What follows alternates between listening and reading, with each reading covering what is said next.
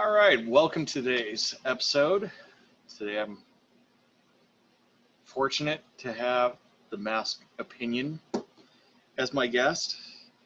So from this point on, if you hear me refer to Mo, it's the Mask Opinionator, or Mask Opinion. So let's get started here, and we'll start with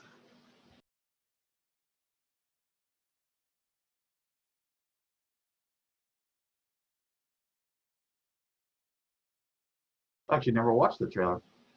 That was actually pretty long, but I guess that's probably the main theater one.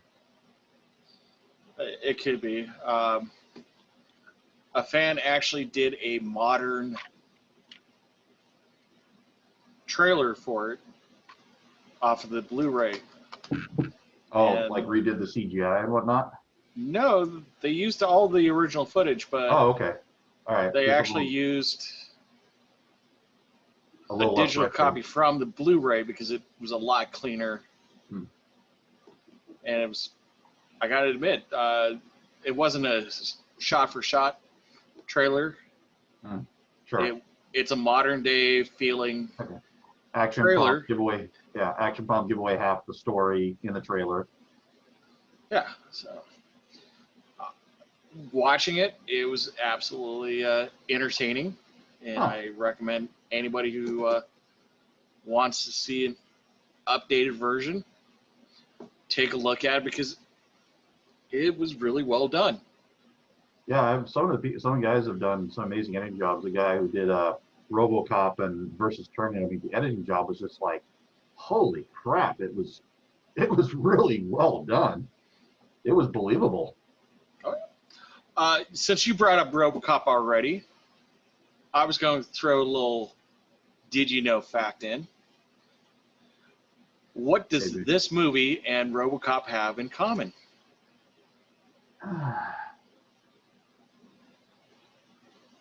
Other than nostalgia, well, I would. How about an actor? Oh boy. Well, it would help if I remember actually seeing RoboCop. It's been a very long time. Well, remember the chairman of the board? He was always just simply referred to as the old man. Yeah, I vaguely remember him. Yeah.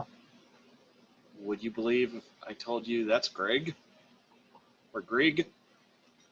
Holy crap! No way. That's the same guy. That is the same guy. What? Now, after watching this trailer and learning a little bit we did about this movie and RoboCop,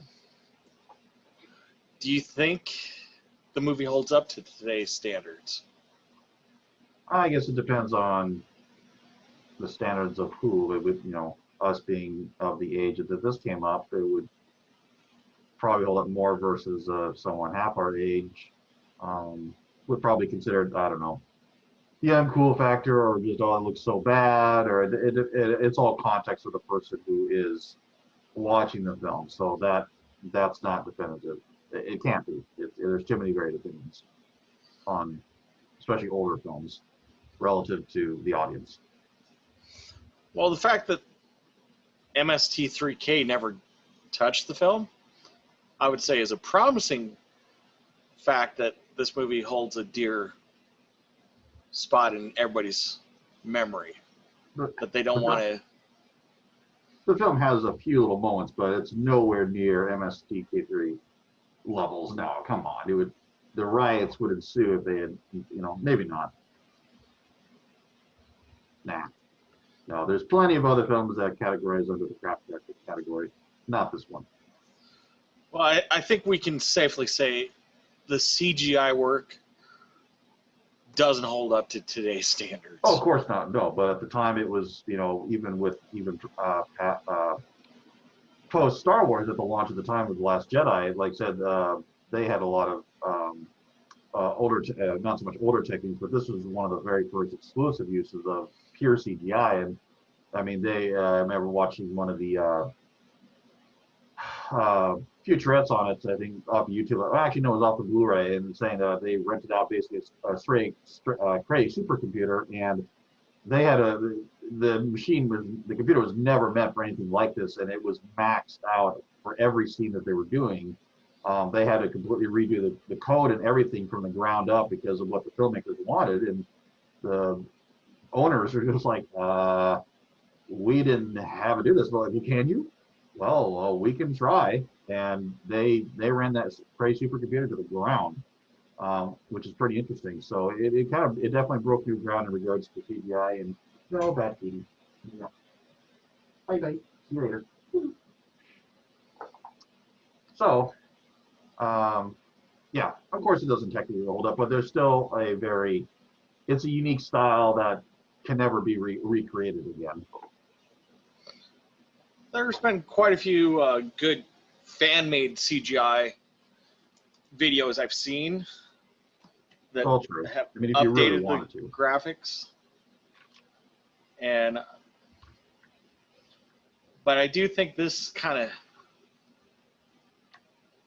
almost optimistic storytelling is harder to do now.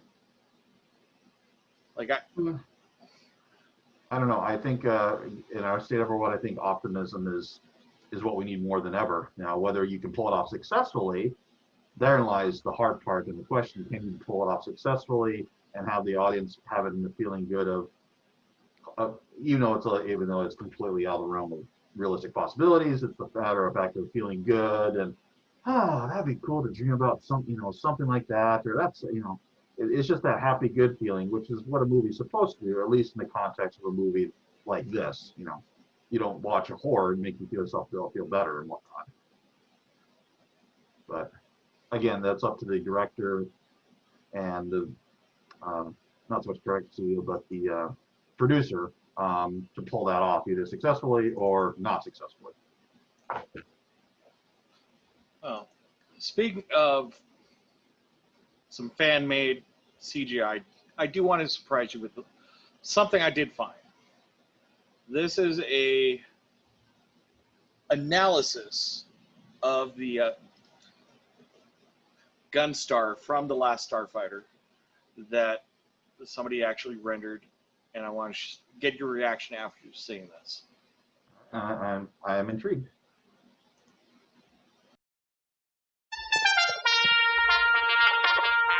Greetings, Starfighter. You have been recruited by the Star League to defend the frontier against Zur and the Kodan Armada. Get ready? Prepare for blast-off.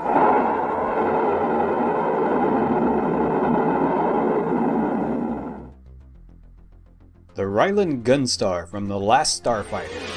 Those of you who were kids in the 80s or alive during that time will remember this amazing ship. The 80s were the golden age of space sci-fi. With the success of Star Wars movies, many other space-based movies popped up. The Last Starfighter was one of the first movies to heavily use computer-generated animation. And although the movie is a not-so-serious, sometimes hokey space adventure, where an arcade video game turns out to be a training simulator and recruiting tool for one of the real elite space pilots known as the Starfighters. The design of the ship itself is extremely well thought out, bordering on very hard sci-fi. There's not a lot of information about this ship other than what's been seen on the screen in the movies, but we can extrapolate a lot of information based on just what we see. In short, I believe this space fighter is a better design for an actual space fighter than what is seen in any other sci-fi universe so far. Allow me to demonstrate. First, let's get the basics out of the way. Gunstars are about 20 meters long, respectable size relative to most fighters, maybe a little more than half the size of the Millennium Falcon. The crew consists of a navigator and a gunner. The navigator takes care of all maneuvers and piloting, and the gunner dedicates himself to actually running the weapons. The first thing to note about this ship is the deliberate and thoughtful placement of all the thrusters, and there are many thrusters on this ship. Just like in real-life spacecraft, the main thruster nozzles are angled outward slightly. This provides a stable thrust when moving on the forward vector. But it also has thrusters that can allow it to easily slow down, reverse, pitch, roll, bank, or a combination of all these maneuvers. This is a ship designed for maneuverability and powerful thrusts so that it can maintain space superiority when in a battle. This is why a separate gunner is understandably needed. The Gunstar is said to be armed with lasers, particle beams, and photon bolts. We'll start with the most obvious and most used weapon, the laser turrets. 3 laser turrets are on the front section and 2 are on the aft section, which means this ship has laser fire coverage from any position. These lasers are very accurate and fast-tracking and can destroy incoming missiles along with enemy spacecraft. The photon bolts are what I can only assume to be the missile weapons. There are 4 launchers for these here. Each missile has its own propulsion and homing ability. These seem to be used mostly for attacking targets at longer range. And finally, the particle beams, the third weapon, which we never see used on the screen. I can only assume are these 4 black modules, or particle beam cannons. These spinal fixed-mounted weapons are probably more powerful than the comparatively meager laser turrets. They are likely used to attack slower-moving targets that are tougher to crack. If these are actual particle accelerator cannons, loyal to true science, it would explain why these weapons are much larger than the others. And finally, there's the secret ability only available for the upgraded prototype Gunstar, the Death Blossom. The Death Blossom releases a massive volley of weapons meant to quickly take out multiple smaller targets such as fighters very quickly. Unfortunately, it also means the ship's power reserves will be drained completely for a while, and the ship will be vulnerable. The Death Blossom is best used as a last resort.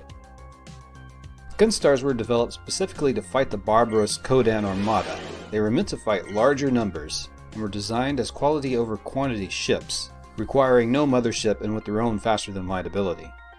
Without giving away too many spoilers, I will note that even after the events in The Last Starfighter, the evil villain Zur is still at large and a major threat to the Star League and all the worlds it protects, including Earth.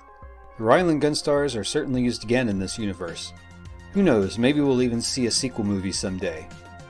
If you remember this ship, say so in the comments. Also, do you think it could outfight ships in other universes such as Star Wars, Star Trek, Battlestar Galactica, Babylon 5, and other space sci-fi universes? Say why or versus. That was impressively well done, and I'm really curious what 3D modeling system he used. I'm just curious, not that I know much about them, but very interesting fact is like, and actually you think, and you're so busy watching and enjoying the film, you don't see it, but actually now thinking about once you pointed out those locations, those thrust vectors, I'm like, holy crap, you actually see those things actually activate, aka space shuttle style, like you've seen in some shots of the space shuttle when it used to fly. I guarantee that's probably where they got the idea from. Yeah, it's surprising that, well, let's face it, 1980, it was filmed in 83, premiere was actually in 84, so very early 80s movie. Whoever did the CGI really thought about all these hard science points in creating the ship. Yeah, I think we're talking a level, unlike we're talking and it is known that even Irving Kershner actually said, like, when he's filming Empire Strikes Back, like, this is not sci-fi, this is fantasy. This is fantasy. Now, that's why Star Wars can go to the limit and beyond in regards to technology, whereas this, I think they were going for a different direction and art style and maybe a combination of all things, but the result is they're like, now, forgetting the power factor, how would we really do something like this in real space? How would you actually control the ship? How, it's an angle that you don't see in a lot of movies, and actually you can speak for this more than I can just because I'm a Star Wars fan, but you were Babylon Avalon 5. Were there other series that actually took the physics to a more serious level? You would know more than I do. I would say the Starfairy fighters from Babylon 5, just about any ship really in Babylon 5's universe, they thought about the hard sides. Okay. But the Starfairy would be the first single man craft fighter that really made me think about, oh wow, they're really thinking about not just the XY axis, but the Z axis in space flight. Because, normal terrestrial fighters, you're mainly thinking about angle of attack within the atmosphere of the Earth. Right. And with context of where the ground is, you have to. Yeah. We're trying to talk about Last Starfighter. Could they remake it today? Just shoot me. No. Don't. Enough of my 80s childhood has been ruined and redone. Don't do it. Leave it alone. Yeah, I'm talking about you, George Lucas.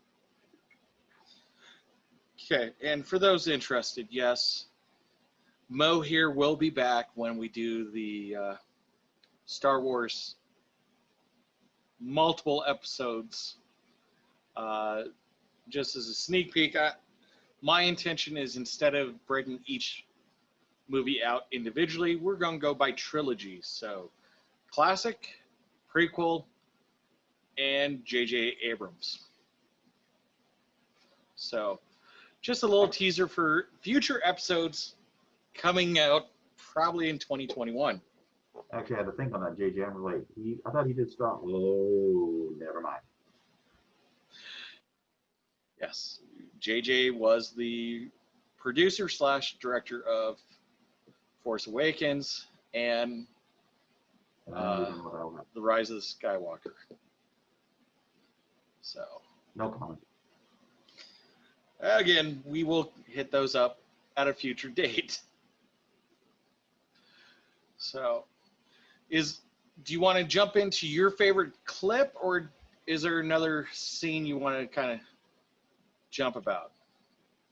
Oh, why don't we just go to the next one? We'll just steady as she goes here. What's that? Let's just steady as she goes here. Let's just move right along. So, the next your one. clip, or You can do yours. Okay. It's not always about me. Well, one scene I would love to actually had prepared, but I don't, is Why do you do this? at the very beginning when Alex and his, I don't know, would you call that guy his friend, enemy, frenemy, rival? The one with the truck. Dude, that's hardcore enemy right there. That's 80s rivalry and douchebaggery to the next level, man. There's no friendship there. Okay. Well, they do ride together to go camping. I think it was more the female persuasion. Okay. So let's jump into probably the clip that everybody knows the best.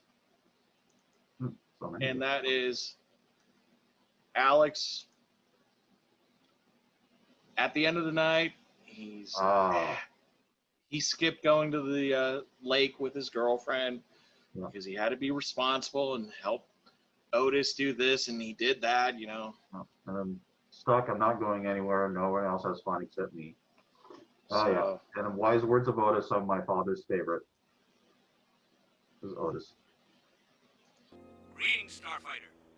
You have been recruited by the Star League to defend the frontier against Zur and the Kodan Armada. Yeah. How us geeks want to be remembered. I almost find that clip appropriate for right now. For 2020. Just the hope of something exciting happening. Everybody gathers around. Yeah. I can actually understand kind of the high that Alex would have from that, as I actually had a real life close experience very similar to that, just once, but it was amazing. It was after Phantom Menace had launched and our arcade back at Aladdin's Castle. Actually, I think it was already renamed, what was it, at Southgate Mall? They renamed it from Aladdin's to, oh, shoot. Yeah, I know what you're talking about. but Not Funko. No, that wasn't it. Shoot. Well, anyway, they had the Star Wars trilogy arcade machine, the full-on sit-down one, and the Death Star was the last level, and you had to do it sequentially. And the machine was so new at the time, and I was pumping so many quarters in that damn thing. I lost track of much money, but I was having so much fun. And I got to that Death Star battle, and it doesn't happen very often. I literally had a group of people, maybe around 8 or so, gathering outside and actually watching me. And man, the high I was getting, knowing that people were watching me, man, I like slowed my breathing down. I like opened my eyes. I didn't dare blink. I was trying to take in every little pixel I could. I was like, okay, this is my moment. I got to do everything I can to get through this, not screw up. It was like, this is my Starfighter moment. It actually is happening. So I could understand the high and just the joy factor of just accomplishing something. You know, it sounds so nerdy and so geeky, but man, it's something you don't understand until something similar happens to you. And it's just something I'll always remember because just back in a time when we could actually have people around us and arcades were still relevant, and yeah, right in the feels. Now, was that the classic trilogy fully enclosed, so you actually had the door? No, so it was still open like all the other ones, but you still had to sit down cockpit-wise. Okay. Because I know down here, I think it's the Peppermill Casino up on their arcade level. They have one of the Star Wars arcades where it actually has a ceiling door. So you actually step in, you seal it up, so you really feel like you're in I would call it the eyeball field because it's all rounded. Nice. But yeah, it's full cockpit. So as we were saying, for 1984, the CGI was unbelievable at that time. Yeah. Looking at it now, it's a little painful sometimes, but the amount of detail they did try to put in was amazing. And I have your clip that you want me to bring up ready to play. So let's jump into it. Yeah, and keep in mind, like they had to use a modified Cray supercomputer, which is a computer from the late 70s that was not originally designed for this type of work, reprogrammed from the ground up. So the results, 40 plus, I mean, when you know about that, it still is pretty damn good. Yeah, absolutely. So let's jump into that scene that you Let's do that. Emperor Zur ordered me to bring his scepter. Let him enter. All right. Classic nostalgia, 80s bad guy, backstabbing, ego. Gotta love it. What I find astonishing in watching that clip is how much I think of Clockwork Orange. I'll go with you on that because I've never seen it and I have no intent to. Malcolm McDowell's character is just... Are we talking Emperor Zur level or are we talking Pro? Yeah. Zurg. Zur, okay. Just that smile that he had on his face. It just reminded me of Malcolm McDowell's character from A Clockwork Orange. Not so much deceptive, but just that ego, evil, all about me, just type of, and screw anyone else. To a certain level, yeah. I'm just guessing. Yeah, I would recommend at least watching it once. Ugh. It is, if not, I got a podcast for you to listen to. Oh, do you? It's called Unspooled. It's hosted by Amy Nicholson and Paul Scheer. And I believe they just finished it. and they're starting what they're considered season 2. But season 1 was going through the AFI, American Film Institute's top 100 films of all time. To shout out to Unspooled, and like I said, I'm a fan of it. So there you go. All right. I think it's time to reel ourselves back into outer space. Oh yeah. So speaking of, what we just saw would be one of my favorite really good detailed graphics from this movie. But I know there's another scene that you mentioned that you absolutely love. And for the time, they did an amazing job. Looking at it now, I cringe every time I see this scene. Oh, Mr. Critic. Well, I feel sorry for I'm a car guy. I love seeing movie cars and classic cars and hot rods and stuff.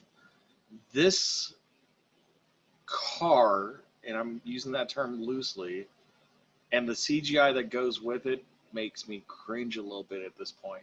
Oh, there you have it, folks. He's a hater.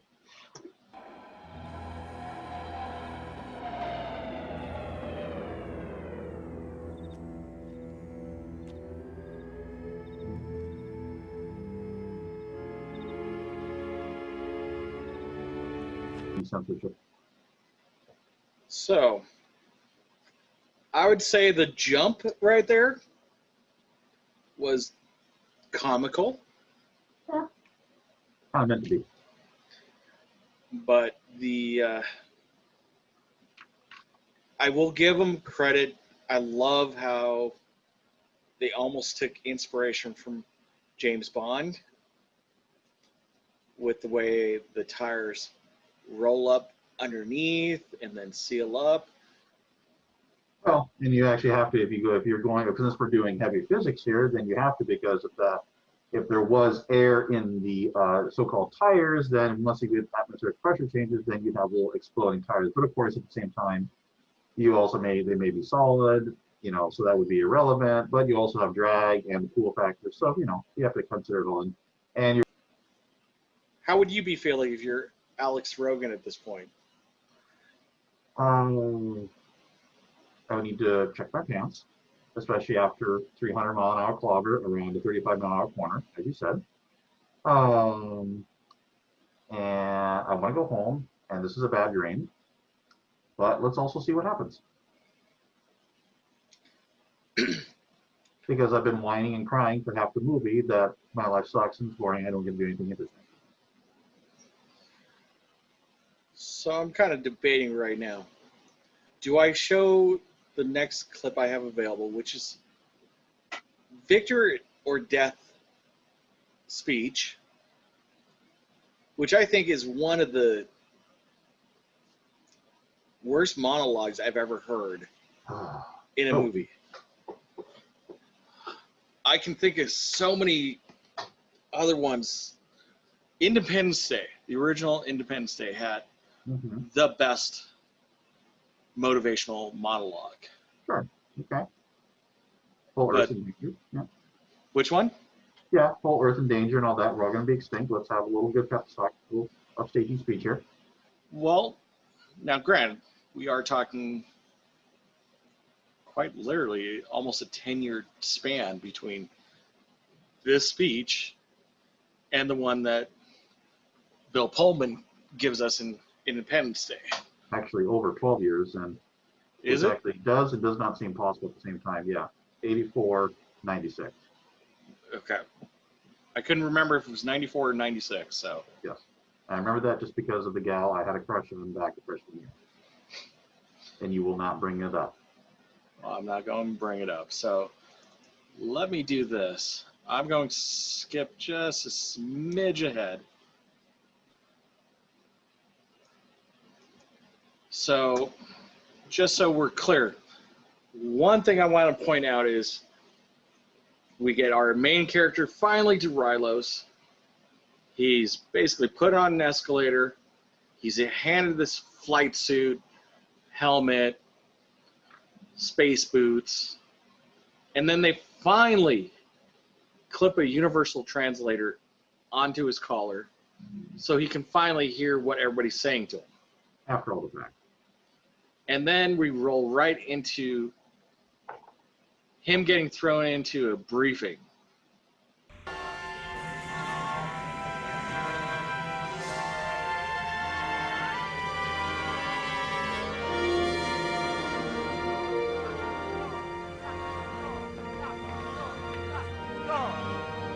Gunstars.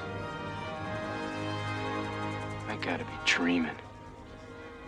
EI. So while Alex is up here getting his life turned upside down, meanwhile back at Earth,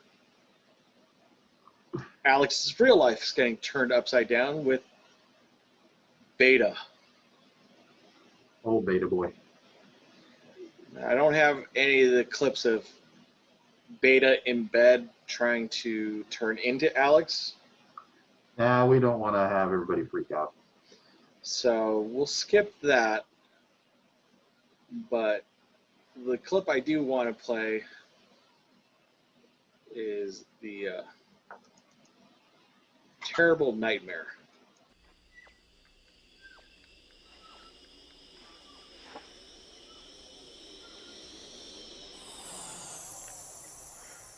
Oh no.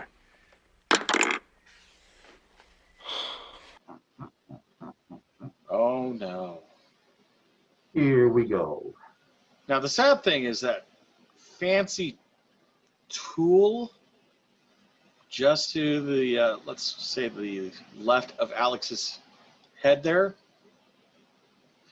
I don't know about you, but that was one of my favorite laser guns to play with as a kid in the 80s. Well, now I wish I paid for that because I don't know what you're talking about. Let me put it back on the screen for you to see here.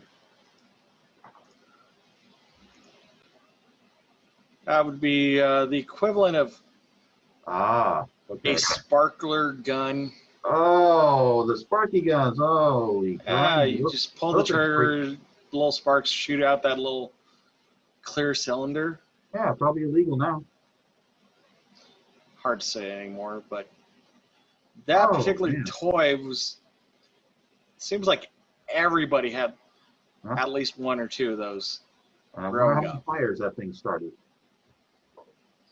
Well, I never had mine start a fire, so. Okay. Anyways, as we ended that scene, we see what looks like a shooting star that all of a sudden stops and goes directly straight down. Z-axis style. So again, the Beta is being bait for any intergalactic hitmen. And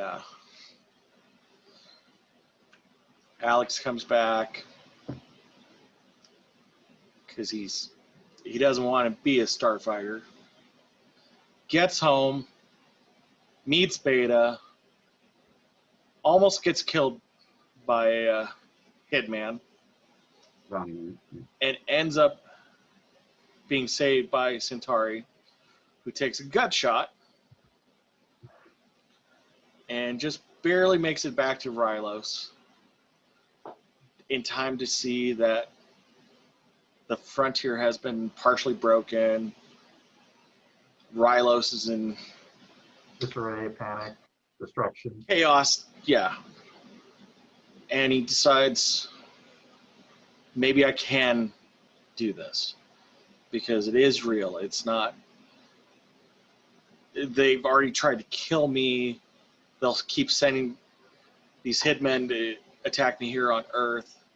I got to save my family. I got to save my girl, etc., etc.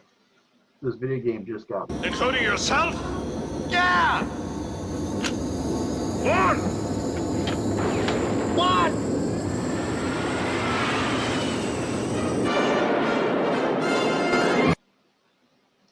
So We know Alex was doing choice words when the helmet closed. We would too. Absolutely. So, for me, even their helmet doesn't look right. From a hard science point of view. Well, It wasn't properly sealed around the neck.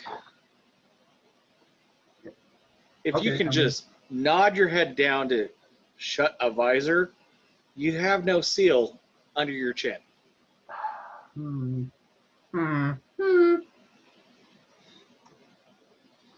So,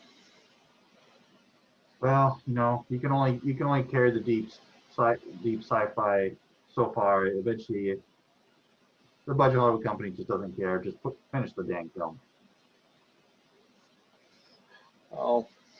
I just find it amazing that the CGI company went hard science, but the Practical costume department went, nah, whatever's cheapest. yeah. Take a Something's look at that DB deployment. Indeed, it never gets old. Gunstar. So, the last Starfighter is dead? This is... Alex looks pretty good for literally riding the fastest gyroscope ever filmed. Yeah, so we're talking. Yeah, so we're talking probably what the G-forces involved. I mean, then you have to actually factor in with. Are they? I don't think they're even. I didn't even think about that. Are they? Were they even so-called buckled into the seats? Because we're talking some serious immediate G-forces. I didn't even think about that until you just brought that up. So we're talking about at least a factor of 2. No, more than that. Has to be at that speed. Yeah, it's. Because I'm just thinking of the centrifugal force on the Gravitron ride back at our state fair, and we're talking that's like enough to that it's hard for you to get up. But Well, yeah, the gyroscope ride that you could find at the country fair or whatever. Spend $5, get strapped in, and you just spin around for 5 minutes. That's what he just basically did in a seated position. while shooting. Well, he wasn't really shooting. It looked like no. it was all automated. True. But again, why is he having to do the whole flip-flop in the cockpit for Death Blossom? Well, the whole ship is doing the flip-flop thing. Sure. And it looked like he was going opposite of what the ship was doing. And why is Greg just sitting in the back, like, hanging out just fine? Well, okay, well, I guess you have to factor in, like, Greg is the pilot, so he doesn't need the gyroscopic looking at the target thing. So his speed's likely stationary. And then I think the way the Gunstar was flipping around, hitting multiple vector targeting, it's doing its own 360 spins and loops and whatnot. And then the gunner is doing his own. It almost, for me, I would think the gunner seat would lock into position almost like at launch, because the whole ship's doing the 360. Well, logically, it doesn't make sense. My thought was that possibly the lasers are targeting while it's spinning, but I mean, because you don't know if the missiles would have to track, otherwise what's the point? But it looks like the plasma balls are just hitting whatever. There's no tracking on it. But I'm wondering, the lasers are tracking while spinning, so the gunnery cockpit has to go with it, which is kind of like a bad design choice when it doesn't have to be. I don't know. Yeah, it's hard to say because it's still fun to watch, but it never gets old. No. It all depends on how you're looking at it. For a ship that's so well designed in hard science, all of a sudden your practical model is doing things differently than your CGI model. Again, you've got the miscommunication between special effects artists and the set designer, and we can't afford to do that, so just flip the camera around. Well, you can see Alex spinning. So obviously it looks like that chair does go 360 on the X and does 360 on the Y. Yeah, you would have to, because when he's getting in the pilot, there's no there's no CG effect. I mean, it's physically happening in real time. Right. So there is oscillation possible in that seat just to film those scenes. So, well, And, once he finishes using Death Blossom, he faces the command ship. And I think it's just, again, I love this movie, but there are some cheesy moments. But the cheesy is what keeps it so cheesy. Yes, we actually did, didn't we? The command ship! Commander, our guns are out. Damage control's repairing them. Forget the guns! Lightning speed! All we have left is life support power. Quick, we need power!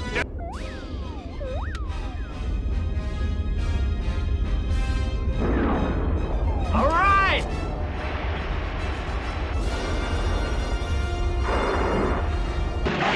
Damage report! Guidance system out. Auxiliary steering out. Divert! Divert! She won't answer the helm. We're locked into the moon's gravitational pull. What do? We die. Of course we Okay. did. And obviously, we didn't work shields into the command ship's budget. Yeah, none of these had shields. So obviously, either the live until you die in glory, we're not going back to save you, so who needs shields? But at the same time, if your command ship's going to be your central pod, I think you kind of want a backup of a backup. Just, kind of like losing the aircraft carrier. It's like, oh, it's kind of a bleep moment. Well, after this, we get our hero back to Rylos. He finds out they want him to be the new Supreme Commander, the next generation starfighters, and you have Centauri coming back. He didn't die. The feels. He just needs some time to rest. But we And tricked you really good, though. Right in the feels. And it's definitely implied that he says yes, but he has a condition. Can I go back and get Meigs? And Meigs, he heads back home. The trailer park is just in awe because you got a Gunstar now landing outside of the convenience store. Yeah, and you have to wonder where the hell the Air Force and every single military fighter jet is not scrambling at that moment, along with NASA at the time. But, Invisishields, who knows? Well, Greg does say, we can't hold the radar off much longer. And there he answers it. There you go. Bingo. But the radar, I always assumed the way he was talking about it, he was talking about the Kodan Armada or whatever. I wasn't thinking he was meaning local. Oh, really? Atmospheric. I literally thought the opposite. I thought it was always the local.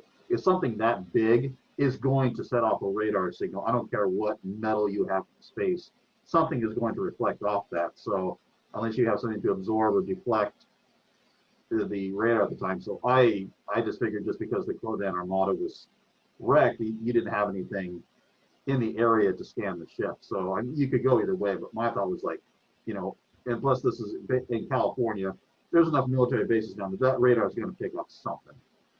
Yeah. So we have the touching reunion. My personal thing I don't like is we already touched on that Alex had to get a universal translator clipped to his collar so everything would make sense. Yeah, it's those technicalities. Now you got Greg coming off of the Gunstar. He's meeting everybody saying, how do you do? Monster. And, okay, I can understand Greg understanding what everybody's saying because he has a little chip. how is little Granny understanding what he says? Oh, it's always about what about Granny? It's always about what about Granny. Now, I will say, little Lewis's line, "Hear that, losers? I'm famous." Wrong. That Hear was fun. that, Slimes? I'm famous. Exactly. Yeah. So overall, happy ending. Straight to the stars, whole new beginnings, dream come true, reach for your dreams, reach for fantasy, anything's possible until real life ruins it. Exactly. So. Which is why these movies still touch, because it gives us an escape, which is what makes a movie good, is a fun escape. Yes, I would agree that it is still. It's one of those time capsule movies. Yes. That you go back to your time capsule, that your happy moment. You remember how you felt when you first saw it. Where you were, what you were thinking, what you were feeling. You can always go back to that little softball of happiness. You can't always go back, though. I can think of a few movies from that era where I really loved it then, and now watching it. Yeah, I feel the same way about Voltron. Looking back then and then now, I'm like, oh my God, what was I thinking? I hope you're talking about just the lines, not the cars. We will not talk about the C word part of Voltron. We don't go there. No. Okay, good. We don't do that. No. But overall, still a fan of the movie? Absolutely. Still in my top 10 of all time for me. Helped define who I am today. Whether you could say that's bad, but hey, I could choose a hell of a lot better different movies and worse movies. I've been really struggling with this. I love the movie, and I would say it's in my top 25, but it's not in my top 10. Yeah, that's right. You expand your sci-fi universe is much larger than me. So for me, it's basically isolated Star Wars and a few others. So Well, it's not even just. It's in my top 10 of sci-fi movies of all times. But if you ask me what my top 10 greatest movies of all times are, and I don't have an exact list, but I got a feeling by the time I'm done going through this series, yeah, we'll never shut up and we'll never stop. I may finally say, okay, here are my top 10 rankings. But I can say my absolute top 3, and I can't say which one's number 1 because it's almost a 3-way tie. Just the emotional factor of the movies. The top. I'm a huge Top Gun fan, as just about anybody who really knows me knows for sure. Tombstone and Shawshank Redemption. Anytime somebody wants to know one of my favorite movies, those are my 3 instant off the top of my head. I will name them every single time. I've known you for quite some time, and I never would have thought those from you. I guess I don't know you, man. I never knew you. The feels. We're still learning about each other. Typically with you, my friend, we always talk about our favorite sci-fi movies or debate which one might be a little better than the other. I don't know about debate, probably more like argue, but. But anyways, that's where our friendship in movies tends to go, which is part of the reason why we did The Last Starfighter over, say, something like Lethal Weapon. Well, I guess funny with the hat, like I said, the movies of the time that influenced me and almost influenced my decisions in life, like this comes back to my fandom of the Red October, the hunt for Red October. Why I wanted to go in the Navy when I was younger. Did you pull a few crazy Ivans? More than a few. Not always successful. Well, I love the whole Jack Ryan series. Vasily is still plotting a solution. So I know when it's time to do Jack Ryan movies. And again, I don't know how I'm going to do it yet. We're definitely talking future episodes. I may do the span of Jack Ryan movies in one episode. May have a couple people on. I don't know yet. This is still fairly new. Mhm. So everything's with that episode, I get a little more experience, a little more. I like this, I don't like that. So we'll just see how these go. Yeah. But But- there's only one way to start it. You only start with one way, one thing, and you always start with just one thing only. Waka waka waka. And on that bad note, thank you for joining me. Thank you, good sir, for the invite. Look forward to next time, and if I'm not immediately banned, you, the audience, will have to decide. Vote now on your phones.